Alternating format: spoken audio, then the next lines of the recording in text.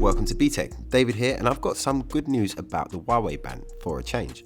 It seems like a few US companies have found a loophole which allows them to still supply Huawei with critical parts for their smartphone manufacturing.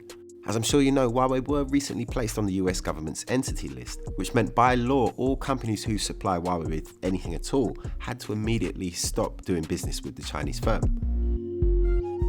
Huawei have been since then, like the CEO Ron Zhongfeng explained, like a wounded World War II aircraft, full of holes and badly damaged, but still able to fly and limp home. This is the Huawei boss, yeah? He even brought a picture to show what he means. American firms do stand to lose out hugely if the Huawei ban actually does happen. At the moment, there is a temporary reprieve on the ban until mid-August. And recently, Huawei have warned Google that they could lose between 700 and 800 million users if the ban fully goes ahead. It's obviously very bad for business. However, a few companies, notably Micron, Qualcomm and Intel, have found a way around it.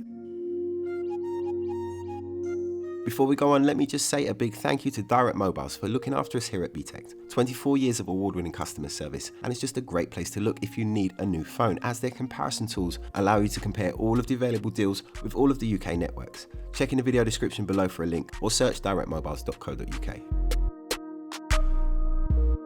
Sanjay Mehrotra, Micron CEO, has said that the company has started shipping products to Huawei within the past 2 weeks. He didn't say what products had started shipping again, but he did say that he wasn't sure how long it would be able to continue or how many of its products it would be able to ship.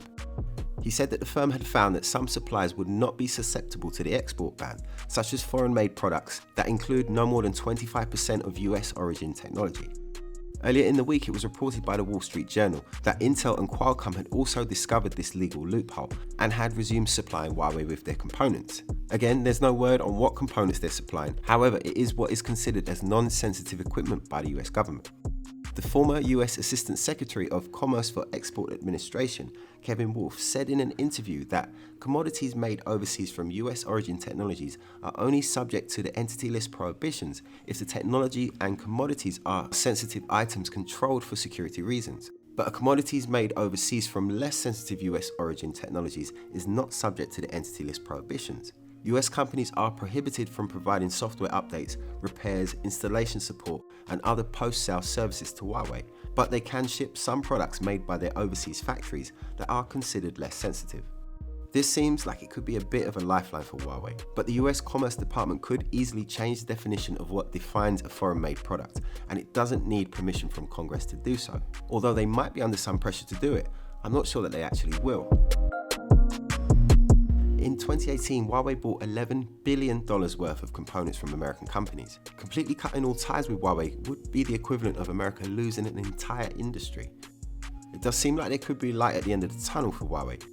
Recently, the Chinese leader has said that he wants the Huawei ban lifted before a trade deal with the US can be signed. So it does seem like things are definitely looking up. Anyway, as usual, let me know what you think in the comments below. Is this a turning point for Huawei, or do you think that the US government could close the door on it? Either way, let me know what you think.